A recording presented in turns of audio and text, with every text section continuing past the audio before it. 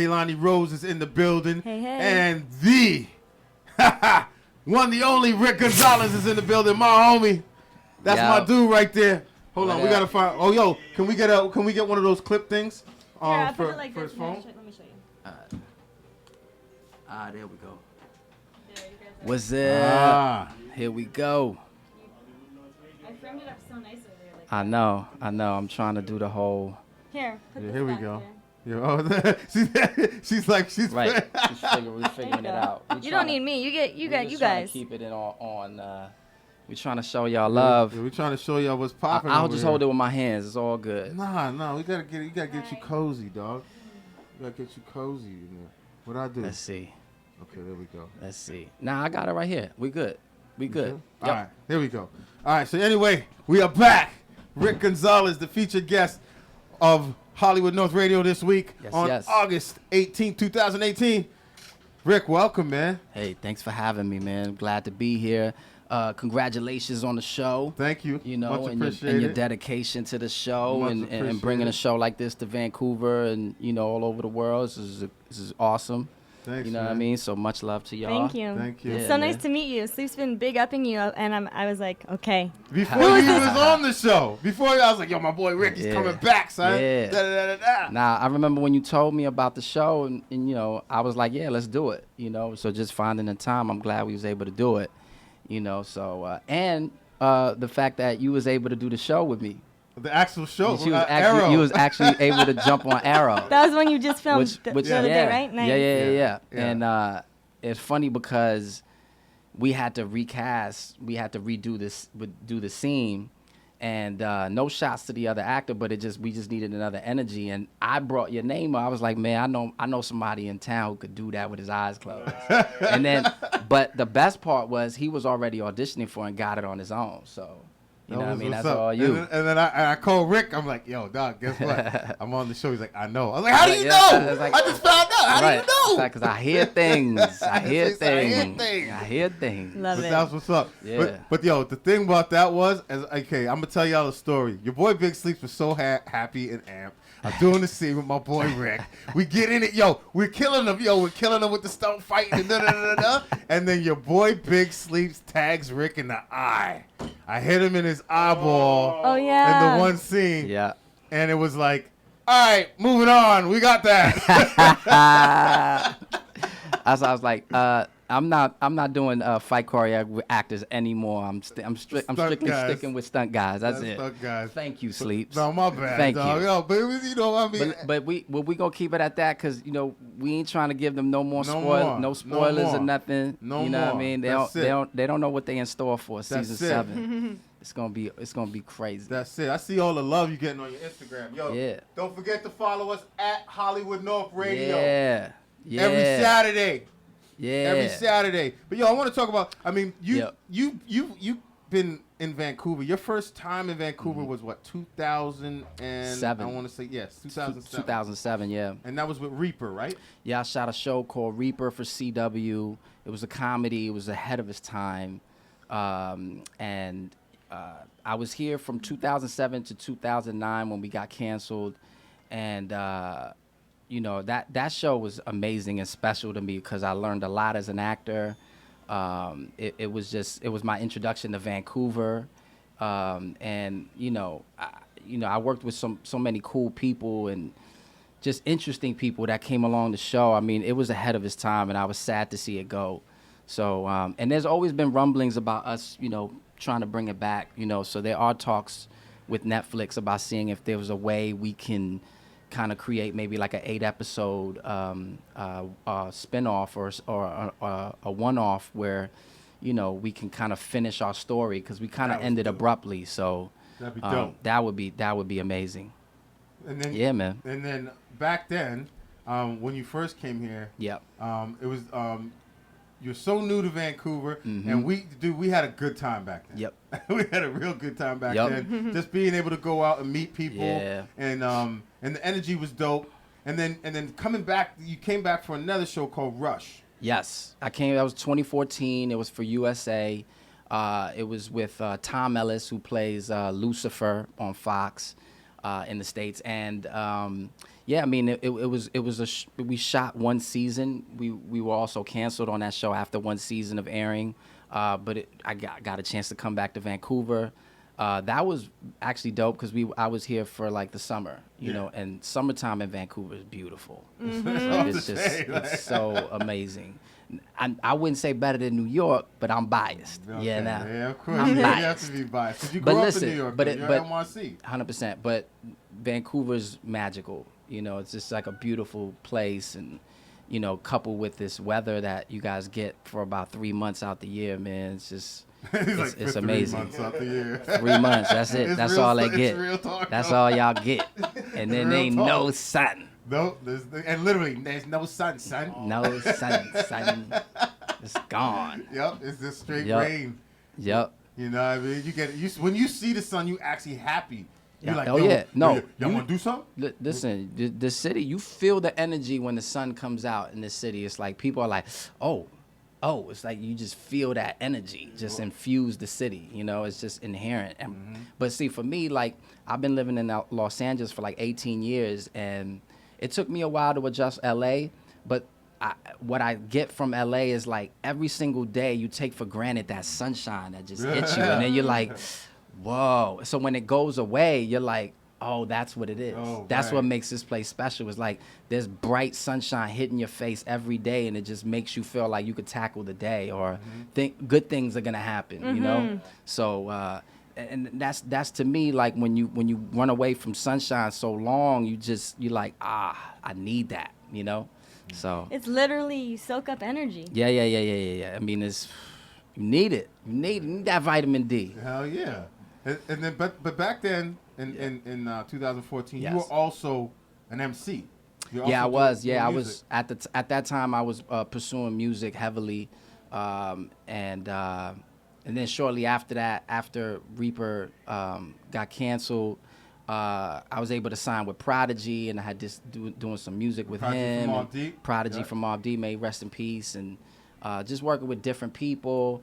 But that was like years into me pursuing music. I had started like I want to say like 04 is when I started, 04, 05, when I really intently was, you know, putting together mixtapes and really trying my way into getting a deal and stuff like that. But ultimately, I put down the pen and music, and yeah, just let that chapter go in my life. How did you meet with Prodigy? How did that whole thing come about? Well, I had known Prodigy through his old manager at the time, and just being connected in that circle, and through him I got a chance to meet 50 Cent and a bunch of other folks, and I would say that was around 2006 when I was able to link with Prodigy, and we just kind of hit it off, and we were friends at that time. You know, he didn't sign me at that moment. He signed me, I want to say 2013, 2012, something like that. It's when we announced it through MTV. And, you know, we were just friends before that. You know, I would just go to the studio. He was actually at that time when we became friends, it was like he was doing the album with G Unit.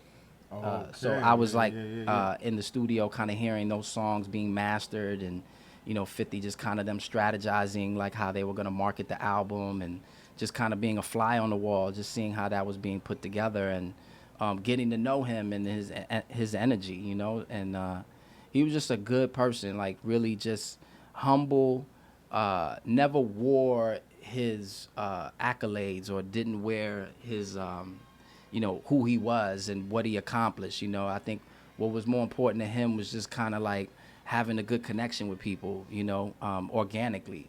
And, you know, I appreciated that. And I think for him, he never judged me as an actor trying to do music. I think for him, it made sense to him, you know, as a businessman, like seeing you know, someone like me who wanted to do music, you know, and then seeing the talent that I had in the music thing, and seeing like, okay, how could this work together? So I always appreciated that, you That's know. what's up. Yeah. And then now you're here. You're doing Arrow. Yeah. Playing Rene, Wild Dog. Wild Dog. Yeah. And this is your third season on there? This is now, I'm entering my third season on the show. I came in season 5. We're shooting season 7 right now. And yeah, I mean, I'm so excited. You know, season 7. I mean, you know, we have a new showrunner on the show, Beth Schwartz, and we just have new energy coming in. There's an attack and assault on how we're going about the storylines this year. I can't give away too much, but there's going to be, you know, some interesting changes to how we're going to tackle this season, which I'm excited about and excited to see how the fans adjust to that. Yeah, so this will be dope. Sweet. Yeah. and I mean, with everything you do, and you walked away from music. You decided to kind of walk away and focus on acting. Yep. And obviously this is taking up a lot of your time, but Yep. you're also a family man. Say hi to Sherry and Skylar. Ah, the fam. You know what I mean? Yes. Say hi to them. How do they adjust to Vancouver? How do they like it? They love it. They love it. My family loves Vancouver. I mean, it's a beautiful city that, you know, accommodates to families. You know what I mean? And having been able to, like, visit different countries and cities all over the world, Vancouver is top in terms of, like, you know, families that can, like, you know, do things together and accommodate each other, you know, for that. So I'm totally happy being here. They love it. You know, some great schools, great camps. You know, we're just enjoying ourselves, you know? Yeah. Yeah. Okay. You know, was there ever a time that you ever felt that, you know what, this acting thing, I'm done with it? Oh, yeah, that happened to me, I want to say, when I first moved to California, I want to say like 2000 or 2001, I got into a big car accident. Yeah, I moved out there, and I made a mistake, man. I was following my buddy in a car. He made a left-hand turn. I immediately follow him instead of waiting to look for traffic. I hit this one car. This car hit 3 other cars. And instead of fleeing the scene, I just stood there. I had a conversation with the guy and the other owners of the cars, and I took responsibility. And that accident kind of took all the money that I had. So at that time, I'm like, you know, I had just booked a small part in a film, and, you know, I'm still auditioning and trying to, you know, make the transition from New York City to Los Angeles, and this accident happens. And so I give a call to my agent at the time, and I say, I think I'm gonna go home. I don't think I'm gonna make it out here. Like, this is just too hard. I just got into this car accident, and you know, he was very adamant with me and was like, I would not leave, you know, and you know, I think that was just God talking through him, just kind of like, do not go anywhere. Just stay right here. And for some reason, I listened. You know, I was just kind of like, okay, all right, I'm going to stick it through. And sure enough, I ended up booking a recurring role on a TV show called Boston Public. I remember that. Yeah. And so a recurring role was like perfect for me because I was going to be on the show, you know, a few times and, you know, have this really cool character to play. And that was actually how I met my wife on that show. For Yeah. real? Okay. Yep. So it was like, you know, a lot happening in that moment of like me being able to meet the person I was going to eventually marry, and also, you know, understanding that this move, not leaving, I was going to be able to like find work and solidify myself out there and continue the grind. So, Right, yeah, I mean, I mean, and there's so many actors and people in that type of position where you feel like, oh, is this really gonna work out? You know, you start to doubt yourself, and you start to, you know, because you don't see anything happen or bad things happen, and they kind of like get in your way, and so you decide, okay, well then I'm just gonna have to switch focus. And sometimes you just gotta sit in the turmoil and just say, no, I'm not gonna vacate this, and I'm gonna stick here and work through it. And then the blessing's gonna be out, you know, on the other side of that. You know what I mean? Just around the river bend, if you will. Yep, absolutely. And for those of y'all who are just tuning in, we are here with Rick Gonzalez. He is, for those of y'all who especially the ball players, every ball player knows about Coach Carter. Yeah. He played Timo. Timo Cruz. Yeah. And Hey, and Coach shout out Carter. to DJ Chemo. yeah, shout out to Chemo. But what I was gonna do on IG was I wanted to like post photos of people who wear Timo Cruz jerseys. There's literally like hundreds of people that buy the jersey and rock That's it. what's Like, up. I didn't even know that. One day this guy tagged me, and I looked at he hashtag Timo Cruz and tagged my name, my IG handle, and I looked, and he's got the jersey on. I'm like, wait, how did he get the jersey? like Paramount didn't you have a okay that. jersey? I don't have a jersey. You know, it's like I don't have that jersey, and it's literally a replica of my jersey on in the film. Dope. And I'm like, so people are making the jerseys and selling them and rocking them, and I'm dope. like, yo, that's incredible. I mean, the movie's what, 10 years old? Mm-hmm. At least it's a decade old, and it's still like resonating. I met this one guy at the gym. He's got the entire speech that I did on his arm. Like real. he saw the film and That's what homegirl over there, homegirl, what's her name, Dominique. She's Yeah. like, oh, he's the one that stood up and he said blah blah blah. I was like, I watched that movie like 10 times. I mean, I've literally met so many people that, you know, especially that one scene where he recites the Marianne Williamson poem, or the speech rather, and you know, that just kind of, I've seen so many people tat that on their arms and their, you know, everywhere, and just put it up on their walls, and, you know, teach their high school students, you know, the importance of what that film meant. So I don't know, dope. man. It's really dope. You know, it's really dope to dope. see. I have a good question for you. Yeah. Out of all the roles you've played so far and stories you've been telling, what is one that resonates with you most, in terms of like a message that you just that aligns with you? Yeah. I don't know. You know, I mean, when I think about Coach Carter, I think about, you know, ultimately, like, that was a great film because of the message, because of what, you know, the real Coach Carter did for these kids, and telling them that basketball is not more important than your life, than education, than, you know, like, you know, yeah, you're good at basketball, but I will lock this gym up, because what's more important is you know, you getting that education, you finding a way to, you know, use your mind and educate yourselves and find a way out of what you're in.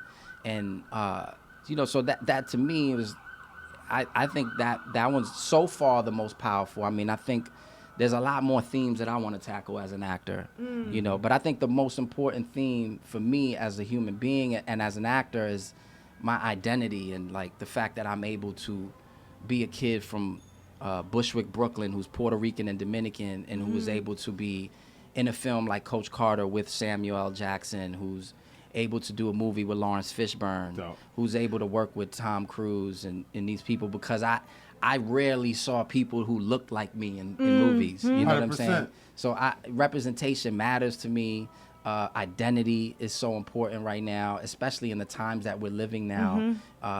You know, and the conversations that people are having all over the world. Seeing yourself, you know, having someone like Barack Obama, who was president, you know, one of our greatest presidents, and you know, just to have him become president, that identity, that connection is so important. And so to me, above all else, is just the encompassing of every role, and just me being able to just work and say, hey, my name is Rick Gonzalez, I'm Puerto Rican and Dominican, I'm from Bushwick, Brooklyn, and I'm an actor, you know, and that's a blessing. That's awesome. You know? Yeah. So and now is that now we have to get to that point where it is time for y'all to hear the soundtrack of Rick Gonzalez's life. Yeah. Right here on Hollywood North Radio. This is dope. The whole concept of this is Rick will count down the top 5 songs that describe him as a person from where he was to where he is today. Yes. Right here on Hollywood North Radio. Yeah.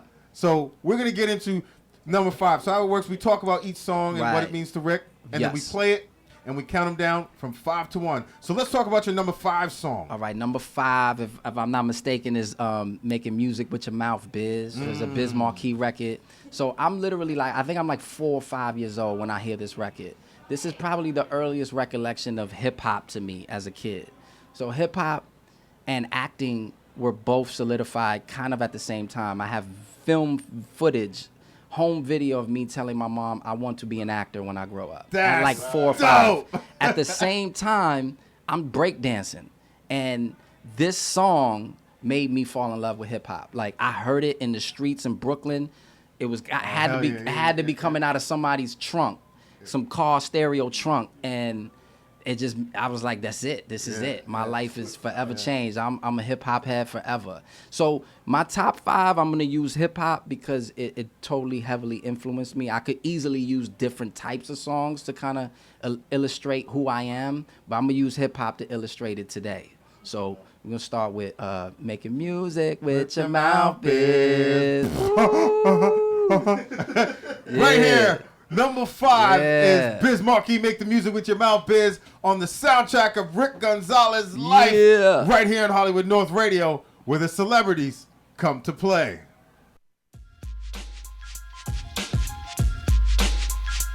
North Radio. Word, that was number 5. Biz Markie, Make the Music with Your Mouth Biz, on the number 5 song for Rick Gonzalez on the soundtrack of his life, man. That song brought back so many memories. Man, I was living in Brooklyn at the time. 400 Cozine Avenue, down by what is it, Fairfield Towers. Yeah. Right by close to New Lots, right by Cozine and Ashford Street. Yeah. The number 6 bus used to go right by there. Wow. Yeah. People don't know. Big Sleep's been all over. Yeah, trust me, man. New Lots Avenue, the 3 train, cuz. Hey, L train, baby. You know what I mean? L train, Bushwick. Trust. Before Lena Dunham showed up. Oh, word. Word. One day I want to flip the show around and I'm interviewing you. Because I want the stories. I want the Big Sleep stories. I told you that's on the 50th episode. We only on 27 right now. Oh, boy. Oh, boy. 27 right now. Oh, boy. Maybe that'll be the 100th episode. Maybe that's... you know what? I'm gonna do mine on our very, very last show on this station. You know what I'm saying? That's what I think I'm gonna do. So and I don't plan on leaving here from this station for a long time. I mean, I think it's one of those things where you get your start, you stick it out until somebody has a lot of money. A lot of money. Chin Chin comes knocking. Hell yeah. Yes, sir. He got them plans, y'all. We got Stay plans. tuned. We got Stay we got a tuned. lot of plans. But yes, so that was the number 5 song. Make the Music with Your Mouth Biz on the soundtrack of Rick Gonzalez's life. Yeah. I want to know what number 4 is. Number 4. Let's talk about number 4. Number 4, I believe, is Unbelievable Biggie. Now, the reason I chose number 4 is the timing of Unbelievable. And so when Big dropped at that time, and Unbelievable was one of the first singles he let go for that album, Ready to Die, I started my journey as learning the craft of acting. I was going to LaGuardia High School Performing Arts by Lincoln Center.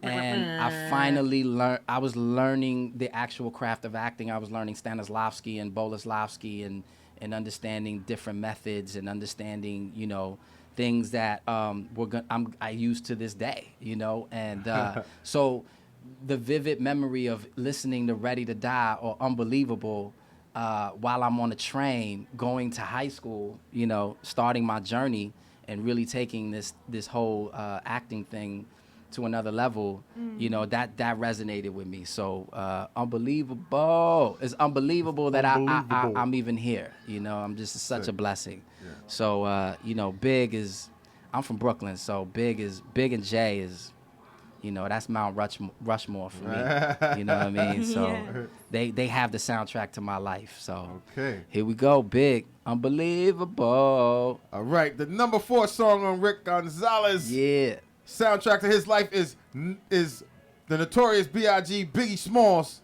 Unbelievable, right here on Hollywood North Radio, and y'all know what it is when the celebrities come to play. We are back on Hollywood North Radio. That was the number 4 track on the soundtrack of Rick Gonzalez's life. That was Biggie Smalls, the Notorious B.I.G. Unbelievable. Yeah. Yo, we were just talking. Yes. And Puff, I mentioned this before in one of the shows. I can't remember what episode, but Puff had a promo when Craig Mack and Biggie Smalls came out. Okay. And I just happened to be at it was a KRS-One show. Yep. And I remember we were all standing there, and that was the first time I've ever seen Total, Biggie, Wow. Faith. Everybody was wearing bad boy jackets, and they all were bum rushing the door. And Kenny Parker was there, KRS-One's brother, and they all rolled in, and they was like, "Yo, we on the list." Da da da. And Kenny Parker got them all in. But then after the show, I was with my homegirl Jamuna. After the show, we all walked out, and everybody had these pure Big Mac boxes and buns all over the floor outside. So we walk up, and it's Puff, and then the street team was out there, and everybody's wearing their black bad boy jackets, and they're like, "Yo, you want a Big Mac? You want a Big Mac?" And they take the Big Mac, and you open it up, and in between the buns was a Biggie Smalls cassette single and a Craig Mack single, single we called them back in the days. But yo, it was the craziest that thing was I've like ever the seen. most illest like marketing tool thing. My dude? Like Biggie and Craig Mack, the Big Mac, like, and they put the cart in the like Diddy is a genius. He's a That's genius. why Diddy is Diddy. That's why immediately I fell in love, and that was originally when I got the job at BMG. All I wanted to do was say I work for Bad Boy. I didn't care about BMG. I was like, I work for Bad Boy. I work for Bad Boy. So I work for Bad Boy. Right. I mean, that's like literally saying you with OVO now. Yeah, Right. true that. Like, True that. They winning. True that. So let's talk about your number 3 song on the number 3. soundtrack What's the number of 3? your life. I forgot. I think that is going to be Big Pun. Oh, that's right. That's right. Oh, Okay. fun. So, bam. So, okay. So I finished high school, right? I'm done. And I'm an adult now. You know, I left high school. I got to make a decision now on college, or am I going to continue my education into acting? But I start auditioning for films and TV shows. And there's this guy who's Puerto Rican from the Bronx who just got signed to Fat Joe to Loud Records, and he's causing crazy noise, like, but he looks like me. He talks like me. His swag is like mine. Like, he infused so much confidence inside of me that I was like, oh, we gonna win. Oh, there ain't no way to stop us now. It's like, it's on now. So, you know, I think inherently listening to Big Pun, he kind of gave me the inherent. I knew I was gonna become an actor. I knew it. I knew it at 5. Right. But just the fact that I was able to see somebody who looked like me, who was like, I'm gonna be the best. It just fortified, my whole energy. And so me going on auditions in New York City, listening to Pun, and that first single, "You're my darling, darling baby." I was like, it's on. We winning. We ain't ever gonna lose, baby. I'm never leaving. That's what's So up. yeah, man. So I had to like include Pun right there on I'm Not a Player. And plus, when I became when I was doing the music thing, he was a big influence in me. So I had to throw Pun in there. That's what's up. So Yeah. Big Pun, and the name of the song is. I'm Not a Player. There we go. The number 3 song on the soundtrack of Rick Gonzalez's life is called I'm really not a player. We just I'm crushed married. I'm married. I'm not a player. I'm not trying to get killed. You know what I'm saying? Right here on Hollywood North Radio. Number 3, Big Pun. I'm not a player. Still not a player on Hollywood North Radio with the celebrities come to play. Keep it together over there. Oh, I love it. No, it's just dope, man, because that song brings back mad memories back then. And you know what? I love that track, man. I love that track. Same. You know Let's what I hear mean? it. Let's bump it. Here we go. Number 3, Big Pun. Still not a play on the soundtrack of Rick Gonzalez's life, right here on Hollywood North Radio, where the celebrities come to play. Hollywood North Radio. Welcome back, y'all. Hollywood North Radio, where the celebrities come to play. Our special guest this week is Rick Gonzalez. Like I said before, y'all know him definitely from Coach Carter, Timo Cruz, and he is now on Arrow for his 3rd season. Coming up now, season 7, he plays Rene and Wild Dog. Yeah. On the series Arrow. Yes. So excited. Season 7. We here. It's gonna be good, man. And I've had a great time these last 2 seasons on the show, playing this character, and just having fun with him. And yeah, it's just been great. Been real good. A lot of fun. Yeah, and the director just clowned us about me and the black eye. Yeah. So he did that. Yeah. He Thanks, did Bam. He did that. Much appreciated. Oh yeah, I did want to say, hey, yo, Bam, thank you for believing in me, man, and giving me that shot. Much appreciated. Much love, Bam. James Bamford is our like amazing director on the show. Arrow. You know, some of your favorite episodes he's directed. Some of the favorite fight choreography he's had his hand in. So shout out to Bam. And yeah, it's a lot of fun. Yo, Bam. Shout out to Juliana Harkavy. Yeah. Love it. Bam, I got to get you on the show. Jules. Yeah, let's get Bam on the show. Yeah, that'll be great. Oh, He'll love to be here and talk Arrow and a bunch of stuff. Yeah. He's got great stories. I'm down, and his energy is amazing. Oh, he's got great stories. Yeah, you should definitely get him on the show. Oh, that's a done deal. That's a done deal. Team Wild Dog. Team love Wild it. Dog. Let's go. Yo, all right. So now it is time for the number 2 song on the soundtrack of Rick Gonzalez's life. How we break this down, y'all. Rick breaks down this top 5 songs that describes him as a person from where he was to where he is today. And his number 2 song is what we're going to talk about right now on Hollywood North Radio. Now, this one's fun for me because so after the pun thing, I'm booking work. I decide I'm going to California. A buddy of mine's like, we're going to Cali. You know, hi, Juliana Harkavy. What up, in Julie? the chat. What's up? Black Canary. And so I moved to California. And what song do I hear on the radio to kind of encompass the energy of me coming to California, a Brooklyn boy who's finally in LA? It is this amazing record produced by Battle Cat. By the East Siders called G'd Up. G'd Up. It just smelled like LA. It just smells like LA. You know, it just feels so good. So Have you heard Boot Up? Which one? Ella, what's her last name? May? Ella May? Boot Up. It just reminded me of that. Oh yeah. G'd Up. She's Boot Up. Nah, I don't know that one. You might like it. But this one is so, man, this one just is everything to me. So yeah, it just really encompasses that moment of me, you know, making that stamp in Los Angeles and saying I'm here and I ain't going nowhere. That's what's up. Yeah. Here we go. Here we have it. That's number 2.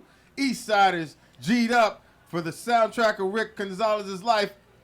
Here we are. Let's go. At number 2 on Hollywood North Radio. Bye. Where the celebrities come to play. You said it. Hey. Yeah, we are back. Hollywood North Radio, y'all, where the celebrities come to play. Our special guest this week is Rick Gonzalez, where he's counting down the soundtrack of his life right here on Hollywood North Radio. And we are now, that was the East Siders, G'd Up is number 2. It is time for now the number 1 song. Yeah. And I could have picked anyone, but I had to go with the one that signifies my wife, you know, the artist. She's a big Beyonce fan. Like, ain't nobody more of a stan of Beyonce than my wife. I get along with her. I mean, that's like the greatest. Shout out to your wife. My wife loves Beyonce so hard. I mean, our very first date, we talked about Beyonce. For real. You know what I mean? Like, she knows all about Beyonce. And so this song that I chose, because the name kind of signifies how we reconnected. You know, we went on one date, didn't really like happen, you know what I mean? So then, like, a couple years later, we didn't stay in touch. A couple years later, I see her, you know, at a venue, coming out of a club. I'm going into the club, and we like, wait, I know you. Boom, boom. And we kind of connected right there. So it's kind of like deja vu a little bit, you know what I mean? So, you know, we run into each other, and you know, it was all good. From then on, it was on. That was mine. That was such a dope segue, dog. So good. I love that story. I love that story. You know, so, you know what I mean? Plus, you know, the OG Hove on a record, you know, it was just a perfect thing to just be like, you know, it signified like now we got a little girl together. We're married. We're happy. Dope. It's She's like, beautiful, by the way. Yeah, oh, man. She's a ham. Is what she Oh. is. So, yeah, man. Number 1 record, you know. Shout out to my wife. I love you. You know what I mean? Yeah. All right. So the number 1 song on the soundtrack of Rick Gonzalez's life is called Sherry. That's wifey. It's called Deja Vu by Beyonce. Right here on Hollywood North Radio. It's called Deja Vu by Beyonce. It's the number 1 song on Rick Gonzalez's soundtrack of his life. Respect. Right here on Hollywood North Radio, where the celebrities come to play. Yeah. Rick, thank you so much for coming through, my G. pleasure, man. Thank you for My having pleasure. me. Thank you for having having you. me. Much love, man. Much love, y'all. Yeah, That's it, y'all. Hollywood North Radio, where the celebrities come to play. We'll see y'all next week. But number one, Deja Vu. Deja vu. Beyonce. Yeah. You ready, B? Here we go. Where the celebrities come to play. Big up Rick Gonzalez. At Rick Gonzalez on Instagram, y'all. Yeah. Peace. Hollywood North Radio. Let's go get 'em.